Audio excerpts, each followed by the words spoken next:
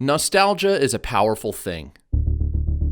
It can take you back 20 years in an instant, or it can tempt you to spend hard-earned cash reacquiring trinkets and toys you enjoyed as a child.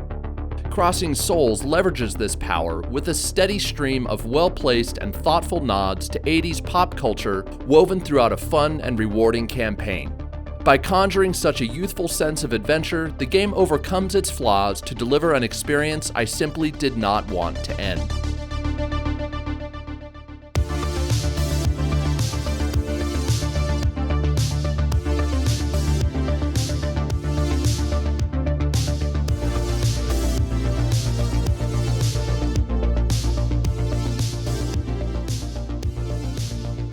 You might have heard some reviewers describe Crossing Souls as Zelda meets Stranger Things, and they're not wrong. Some areas do resemble Zelda's dungeons, and the inventory system is taken straight from Link's playbook, but the game is so much more than that. It also features platforming, minigames, and a good amount of dialogue that reminded me of old-school point-and-click adventures. That's fitting because however many genres Crossing Souls blends together, it's still an adventure at heart. While it took a while to hit a satisfying pace, exploring the California suburbs of 1986 eventually felt like playing a role in the classic 80s film Stand By Me. And judging by how the movie and this game begin so similarly, I'd say that's exactly what the developers at 4Attic were aiming for. The story follows 5 teenagers as they embark on a paranormal adventure that takes them everywhere from a haunted mansion to a ghost town to an honest-to-goodness dragon's lair. After a somewhat slow start that has you learning the mechanics of the game, things eventually turn south when you discover an ancient crystal called the Duat Stone that gives whoever possesses it the ability to cross from the realm of the living to the realm of the dead. And of course, a mysterious organization is searching for the same stone and will kill anybody who stands in their way, even innocent teenagers. While the story is interesting enough, the writing often fell flat, lacking character, and relying too much at times on juvenile humor.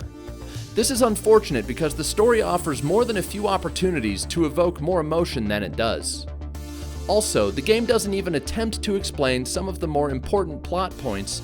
For example, where did the main villain and his evil band of soldiers come from? And why did the Duat Stone, the artifact the entire story is built around, end up in this small town? Despite these omissions, I still liked the story. It takes some impressive risks few games would attempt, and at some point I found myself caring about each of the 5 kids and their personalities. How much of this is attributable to good writing, or the fact that I felt like I was playing the Goonies sequel I always wanted, is up for debate. Most importantly, however, the story of Crossing Souls does a perfect job of setting up the game's 2 main gameplay mechanics. The first is the ability to switch between the 5 characters, each of whom has unique abilities that let them interact with the world in different ways. For example, Chris can climb and jump, while Charlie has a speed dash and Big Joe can move heavy objects.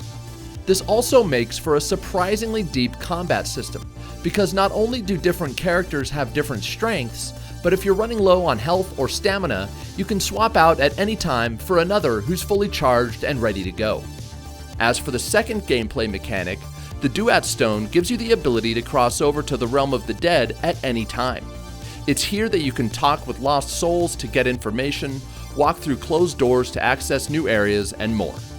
Switching between realms and characters sets up some really fun level designs and intricate puzzles, most of which were well-paced, rewarding, and just the right amount of challenging. Unfortunately, however, there were 2 in particular that were so obtuse, I found myself unmotivated to spend the time to figure them out. And for me, that's saying something because I love a good head-scratcher.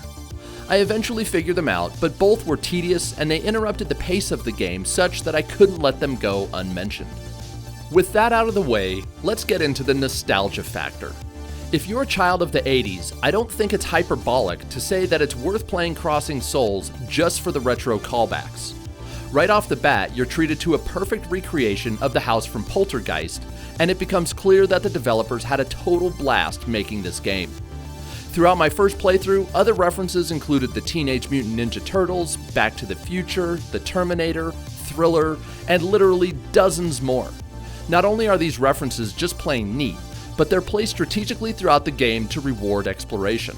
finding every secret and collectible isn't an incredibly tall order, but it will take most players at least 2 playthroughs, and since the game never outstayed its welcome, this is one of the few games I wouldn't mind playing again just to find them all. This trip down memory lane is made even more potent by the music and visuals. The music creates an ambiance that fits the time period perfectly and usually blends nicely into the background, but it perks up at times, particularly near the end, to help create an emotional experience. And while the pixel art style is nothing new in games, Crossing Souls has more justification than most to maximize its nostalgic effect.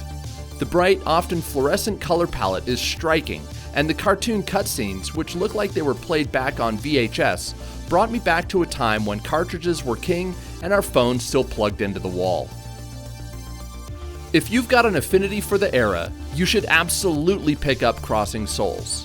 Even if the 80s are before your time and you're just craving a rewarding, lighthearted adventure, it's still a great experience.